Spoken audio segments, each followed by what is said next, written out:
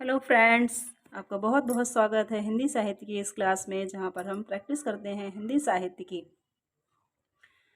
और फ्रेंड्स, आदिकाल के 4-5 वीडियोस आ चुके हैं और आज हम देख रहे हैं भक्तिकाल के क्वेश्चंस। भक्तिकाल के क्वेश्चंस की शुरुआत आज की है, तो चलिए देखते हैं।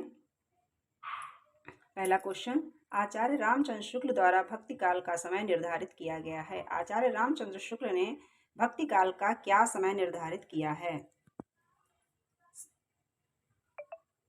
1375 से 1700, 1400 से 1750 विक्रम संवत, 1500 विक्रम संवत से 1800 विक्रम संवत, 1300 विक्रम संवत से 1500 विक्रम संवत।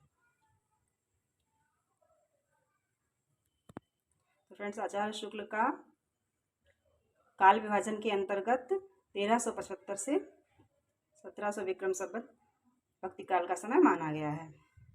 डॉक्टर नगेंद्र ने भक्तिकाल का समय निर्धारित किया है, इसमें तो टिक लगी हुई है।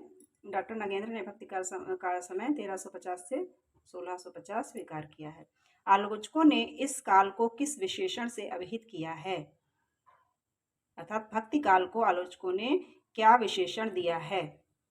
ए सुंदर युग, बी सर्वश्रेष्ठ युग, सी स्वर्ण युग, डी महत्वपूर्ण युग। तो फ्रेंड्स, राइट आंसर है सी स्वर्ण युग।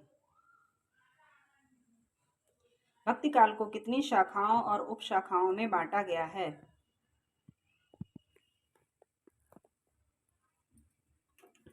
फ्रेंड्स, भक्तिकाल को कितनी शाखाओं और उपशाखाओं में बांटा गया है?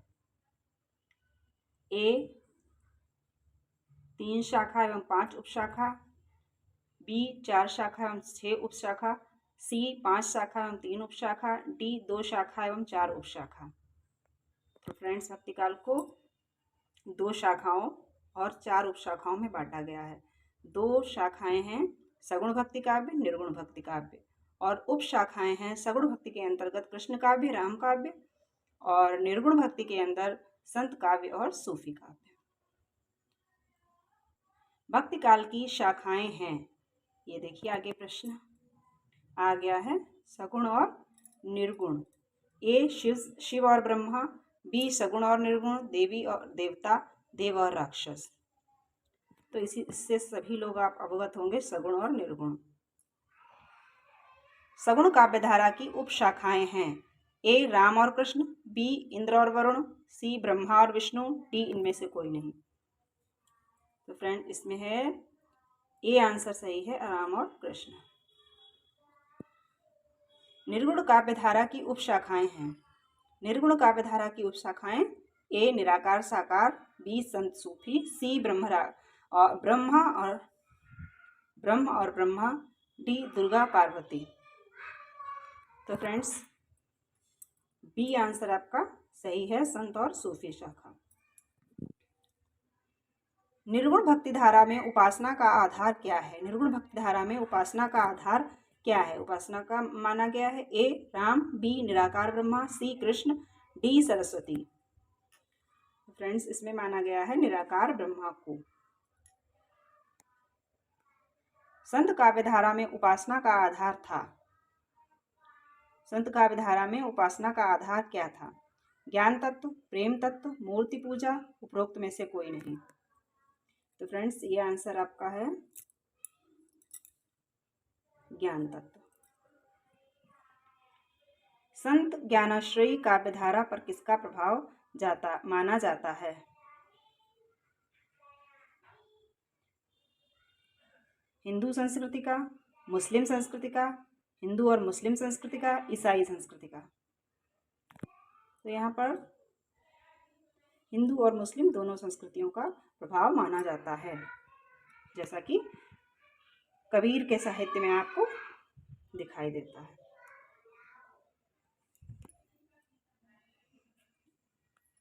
फ्रेंड्स, आगे देखते हैं क्वेश्चन नंबर 11। मीरा के गुरु कौन माने जाते हैं? ए गुरु नानक, बी कबीरदास, सी रामानंद, डी रैदास। तो फ्रेंड्स, मीरा के गुरु डी रैदास माने जाते हैं। रामानंद किस प्रकार के ब्राह्मण थे? सारस्वत, गौड़, पहाड़ी, कानकुब्ज।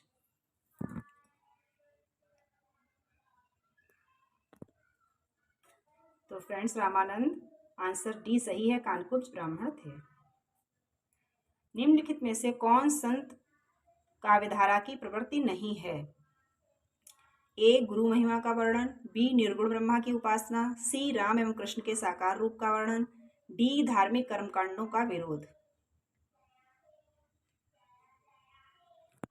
तो फ्रेंड्स सी सही उत्तर है। राम और कृष्ण के साकार रूप की उपासना संत काव्य में नहीं की गई। किस विद्वान के अनुसार सूफी काव्य धारा अभारतीय है? किस विद्वान ने सूफी काव्य धारा को अभारतीय माना है? ए रामचंद्र शुक्ल, बी श्याम सुंदर दास, सी महावीर प्रसाद द्विवेदी, डी डॉक्टर नगेंद्र। तो फ्रेंड्स आचार्य रामचंद्र शुक्ल ने सूफी परंपरा को अभारतीय कहा है। सूफी कवियों ने आधार बनाया, ए रामकृष्ण के साकार रूप को, बी हिंदुओं की प्रेम कथाओं को, सी देवी की उपासना को, डी तांत्रिक सिद्धियों को। तो फ्रेंड्स सूफी कवियों ने हिंदुओं की प्रेम कथाओं को आधार बनाया। आपने देखा होगा कि उनकी सारी अवधी भाषा में प्रेम कथाएं ही हैं जो अधिकतर नायिका प्रधान हैं। तांत्रिक सिद्धियां आपको सिद्ध साहित्य में मिलती हैं। परमात्मा को प्रिय तथा जीवात्मा को प्रिय रूप में इस भक्तिधारा ने माना, ए राम भक्तिधारा, बी कृष्ण भक्तिधारा, सी संत भक्तिधारा, डी सूफी भक्तिधारा। तो परमात्मा को प्रिय रूप में सूफी भक्तिधारा में स्वीकार किया गया है। अगला क्वेश्चन, प्रेम स्वरूप ईश्वर को सामने लाकर सूफी कवियों ने हिंदू मुसलमान दोनों को मनुष्य के सामान्य रूप में दिखाया और भेदभाव के दृश्यों को हटाकर पीछे कर दिया। उक्त कथन किसने कहा? ए आचार्य रामचंद्र शुक्ल, बी श्याम सुंदर दास, सी डॉक्टर नगेंद्र, डी महावीर प्रसाद द्विवेदी। तो फ्रेंड्स सूफी कवियों के बारे में ये कथन आचार्य शुक्ल का है। निम्नलिखित में से कौन प्रेमाश्रयी शाखा के कवि एवं रचना है? प्रेमाश्रयी शाखा यानी कि सूफी साहित्य की रचना कौन सी है? ए तुलसी, बी सूरदास, सी केशवदास की रामचंद्रिका, तुलसी रामचरितमानस, बी सूरदास सूरसागर, सी केशव रामचंद्रिका, डी जायसी पद्मावत। फ्रेंड्स पद्मावत की जायसी सूफी परंपरा की रचना है। सूफी काव्यधारा के कवियों की भाषा थी, ए ब्रज, बी अवधी, सी खड़ी बोली, डी राजस्थानी। तो सूफी साहित्य की भाषा फ्रेंड्स अवधी थी।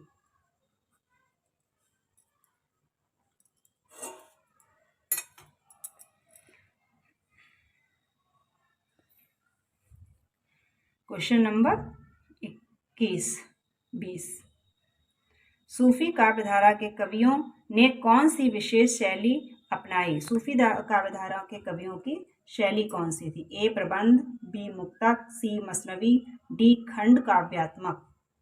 तो फ्रेंड्स सूफी काव्यधारा के जो कवि थे उन्होंने मसनवी शैली को अपनाया था। राम काव्य परंपरा का लोक नायक एवं समन्वयवादी कवि कौन था? ए तुलसी, बी सूरदास, सी कबीर, डी जायसी।